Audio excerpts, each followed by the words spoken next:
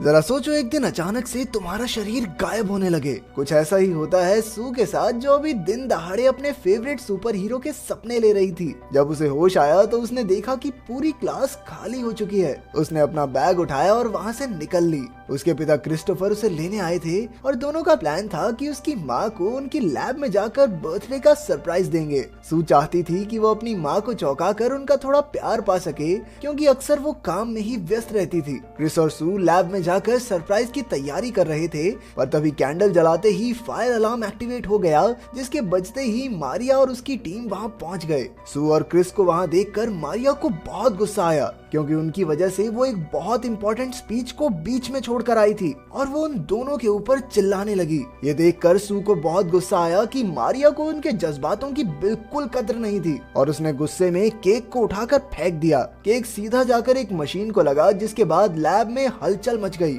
डर के मारे सू ने अनजाने में कोई भी बटन दबाना शुरू कर दिया, जिसकी वजह से लैब का टेम्परेचर बढ़ता गया। इसके बाद उसे एक रोबोटिक आवाज सुनाई दी, पर उसे कुछ समझ नहीं आया और वो रिएक्टर के पास पहुंची, पर तभी लैब में एक जोरदार धमाका हुआ। खुशकिस्मती से सू को धमाके में कुछ खास चोट नहीं आई, पर उसकी एक चोट के नीचे नीले रंग की रोशनी थी। पर उसने इतना बखेड़ा कर ही दिया था तो किसी को कुछ बताना सही नहीं समझा। अगले दिन सुबह उठकर सू ने देखा कि उसका लेफ्ट हाथ गायब है। सुबह सुबह ये अजीबोगरीब चीज देखकर वो बहुत डर गई। इसके बाद वो क्रिस के साथ स्कूल गई, जो कुछ समय के लिए काम से विदेश जा रहा था। स्कूल में अपना लॉकर चेक करते वक्त टोबी नाम का एक लड़का उसके पास आया, जो सुपर मून कॉमिक पढ़ता था, जो कि सू की भी सबसे पसंदीदा किताब थी। तभी वहाँ एलिन और उसकी दोस्त भी आ गई, जो अक्सर सू को बहुत परेशान करते थे। जब तक एलिन टोबी से बात कर रही थी, सू गायब होकर बाथरूम में गई, जहाँ उसे हाथ धोते हुए एक लड़की ने देख लिया, जिसे लगा कि बाथरूम में शायद कोई भूत है। पर हाथ को धोते ही वो दोबारा दिखने लग गई। सू को कुछ समझ नहीं आ रहा था, इसलिए वो सीधा जाकर अपनी माँ मारिया से मिली। उसकी माँ को ये बात सुनकर बहुत हैरानी हुई और उसने सू के ऊपर कुछ टेस्ट करने की बात कही, लेकिन सू ने इस सब से साफ इनकार कर दिया। पर उसे पता था कि उसकी माँ का ये एक्सपेरिमेंट लोगों की जिंदगी बदल सकता है। दरअसल ये केमिकल धमाके के वक्त सू के खून में मिल गया होगा, जिसकी वजह से उसे गायब होने की पावर मिल गई थी, जो गर्म चीजों को छूते हुए एक्टिवेट हो जाती और तब तक ही रहती थी जब तक सू किसी गर्म जगह पर होती। मारिया ने सू को घर से बाहर जाने से मना किया था, जब तक वो इसका कोई रास्ता नहीं ढूंढ लेती। शाम को मारिया और उसकी टीम ने सू पर कुछ एक्सपेरिमेंट्स किए, जिस दौरान उन्हें पता चला कि सू के गायब होते वक्त वो जिस भी चीज को पकड़ेगी वो भी उसके साथ गायब हो जाएगी। ये देखकर मारिया बहुत डर गई,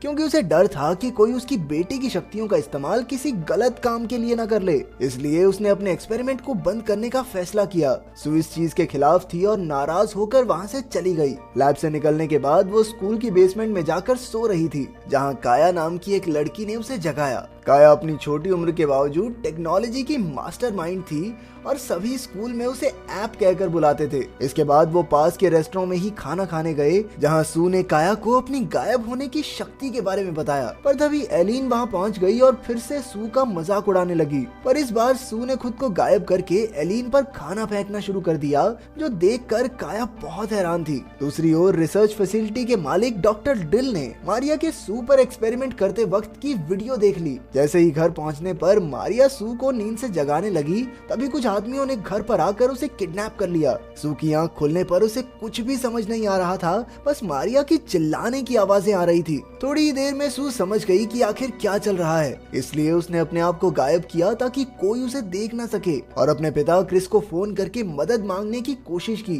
पर क्रिस ने फोन नहीं उठाया, क्योंकि वो कहीं काम में बिजी था। इसके बाद वो टोबी से मिली और उसे सारी बात बताकर उसकी मदद मांगी। लड़की मुसीबत में हो और लड़का ना कह दे, ऐसा कभी हुआ है? हीरो बनने की तो चुल है सबको।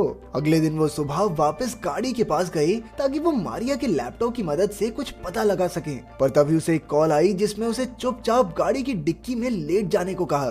सू और टोबी ने चुपचाप ऑर्डर फॉलो किया और गाड़ी की डिग्गी में लेट गए, जिसके बाद उन्हें डॉक्टर ड्रिल के आदमियों की आवाजें आने लगी। जब डिग्गी खुली तो वहाँ उनकी दोस्त काया खड़ी थी, जिसने अपनी टेक्निकल जानकारी से डॉक्टर ड्रिल के आदमियों को हरा दिया था। लेकिन अभी भी सू को अपनी माँ को बचाना था, इसलिए उसने बिल्डिंग के अंदर जाने का फैसला किया। उसने टोबी और खुद को गायब किया और वो बिल्डिंग बिल्डिंग में घुसकर मारिया को ढूंढने लगे। उन्हें मारिया तो नहीं मिली, पर टोबी को जमीन पर पड़ा हुआ मारिया का फोन जरूर मिल गया। तब तक डॉक्टर ड्रिल भी वहाँ पहुँच गया, पर वो दोनों सही समय पर वहाँ से भाग गए। वहाँ से निकलकर काया उन्हें अपनी आंटी लॉर के घर ले गई, जिन्होंने सू को अकेले में मिलने के लिए बुलाया। असल में आंट लॉर पहले से ही मारिया को जानती थी, क्योंकि एक समय पर वो दोनों पार्टनर्स थे और उन्होंने पहले भी मारिया को सावधान रहने को कहा था। उधर काया ने मारिया के फोन से उसका आखिरी बनाया हुआ वीडियो भी निकाल लिया। मारिया के बैग में उन्हें एल्फ्रेड भी मिल गया, जो असल में मारिया का एआई असिस्टेंट था। एल्फ्रेड के जरिए उन्हें पता चला कि वो केमिकल सू के अलावा किसी और के खून से रिएक्ट नहीं करेगा, और मारिया ने इसका एंटीडोट ढूंढने की बहुत कोशिश की, लेकिन उसमें वो नाकामयाब रही। इसके बाद उन्हें समझ आया कि डॉक्टर ड्रिल असल में सू के पीछे इसलिए पड़ा है ताकि वो इस केमिकल का इस्तेमाल बाकी लोगों पर भी कर पाए। खुद को बचाने के लिए सू ने रात को टोबी के साथ अपना बिस्तर बदल लिया, और उसका ये फैसला बिल्कुल सही था, क्योंकि रात को डॉक्टर ड्रिल के आदमियों ने उसे पकड़ भी लिया था। लेकिन सू को वहाँ ना पाकर वो वहाँ से भाग गए, और गलती से एक इंजेक्शन भी वहाँ छूट गया, जो सुबह टोबी को मिला। अगले दिन काया ने सू को एक नया सूट दिया, जिससे वो अपनी शक्तियों को काबू कर सकती थी। खाना खाते वक्त सू को उसकी माँ का फोन आया, जो किसी तरह किडनैपर्स से बच निकली थी। उन्होंने उसे 1 घंटे बाद पुरानी मार्केट पहुंचने को कहा। मार्केट पहुंचकर तीनों दोस्तों ने देखा कि डॉक्टर ड्रिल के आदमी भी वहां मंडरा रहे थे। उन्हें देखते ही वो एक पिज्जा डिलीवरी वाली बाइक उठाकर भाग गए, पर उन्हें ये नहीं पता था कि मारिया की पार्टनर लेनिया उन्हें अपनी गाड़ी से फॉलो कर रही थी। वहां से निकलकर उन्होंने एल्फ्रेड की मदद से मारिया की आखिरी लोकेशन निकाली और उसे फॉलो करते हुए एक खाली फैक्ट्री में पहुंच गए। टोबी को उनका प्लान बिल्कुल समझ नहीं आ रहा था कि भाई करोगे क्या वहाँ जाके, इसीलिए उसने उन्हें रोकने की कोशिश भी की, लेकिन लड़कियां तो लड़कियां ही होती हैं। सू इस बात पर बहुत गुस्सा हो गई और उसे बुरा भला कहने लगी। उसने गुस्से में उसे ये भी कह दिया कि जाकर एलियन के साथ खेल ले, हमारे साथ चलने की जरूरत नहीं है। ये सुनकर टोबी को भी बहुत बुरा लगा और वो भी सख्त लौंडे की तरह वहाँ से चला गया। काया और सू को ड्रोन्स ने चारों तरफ से घेर लिया, इसलिए उन्होंने रात तक कहीं छुपने का फैसला किया। अंधेरा होने पर उन्होंने उस खास केमिकल को फेंक कर एक धमाका करने का प्लान किया, ताकि डॉक्टर ड्रिल और उसके आदमियों का ध्यान भटक जाए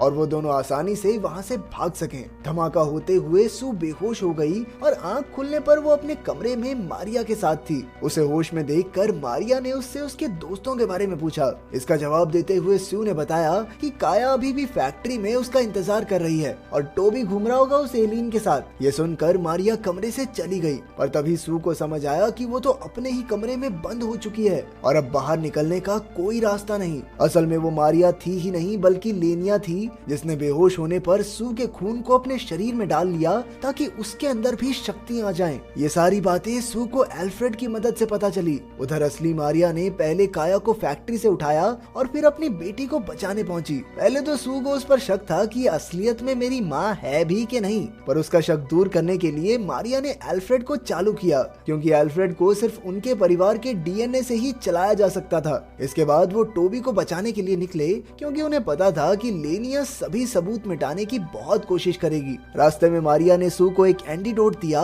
जिससे उसकी शक्तियां खत्म हो जाएंगी। लेकिन अब सू अपनी शक्तियों को टाटा बाय बाय नहीं कहना चाहती थी और उसने फैसला किया कि वो इस दवाई का इस्तेमाल लेनिया को हराने के लिए करेगी। पार्टी में पहुंचने पर उन्होंने देखा कि एलियन टोबी के साथ डांस कर रही थी। थोड़ी देर बाद वो अपने लिए एक ड्रिंक लेने गई, पर रास्ते में उसने अपनी दोस्त को बुरी तरह डांट दिया। लेकिन सू ने उसे अपनी दोस्तों के साथ लड़ते हुए कभी नहीं देखा था। सू समझ गई कि ये असली एलियन नहीं बल्कि लेनिया है। उसने लेनिया के चंगुल से टोबी को बचाने के लिए काया को फॉग मशीन ऑन करने को कहा। जल्द ही हर तरफ धुआं ही धुआं हो गया। सू ने गायब होकर जल्दी से पहले तो टोबी से माफी मांगी और फिर लेनिया को एंटीडोट लगा दिया। इसके बाद तीनों लेनिया को बेहोशी की हालत में ही छत पर ले गए, जहां आंट लॉर पहले से ही मौजूद थी। असल में इस सारे प्लान के पीछे आंट लॉर ही थी और वो ही सू के खून से वो शक्तियां अपने लिए पाना चाहती थी। ना समझ लेनिया भी उसी के लिए काम किया करती थी। उसने पहले तो अपने आदमियों को सू के माता पिता को पकड़ने को कहा, पर सू डरी नहीं, बल्कि उसने अपने ही शरीर में एंटीडोट लगा लिया